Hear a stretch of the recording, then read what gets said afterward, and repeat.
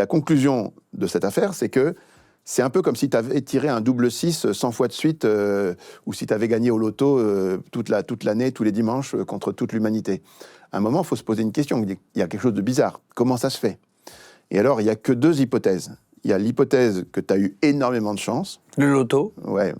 Enfin, franchement, si tu gagnes au loto, si tu organises un loto contre tous les habitants de la planète, 8 milliards d'habitants, il y a bien une personne qui va gagner. Donc tu vas l'interviewer et il dit j'ai eu beaucoup de chance.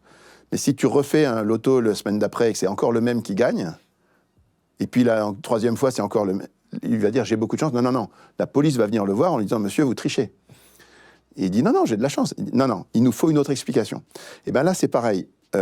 On a gagné au loto partout, tout le temps. Et donc à la fin le hasard ne marche plus. Et si tu veux, les ordres de grandeur auxquels on arrive, si on veut imaginer qu'on a eu de la chance, c'est une chance sur 10 puissance 340 000. Ce qui est un chiffre qui n'a aucun sens, en fait.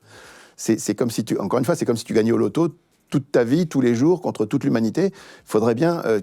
tu peux te dire, comment ça se fait que j'ai de la chance comme ça, mais c'est pas raisonnable. Voilà, c'est ça que nous, on dit dans notre livre. Donc, des réglages comme ça, il y en a partout.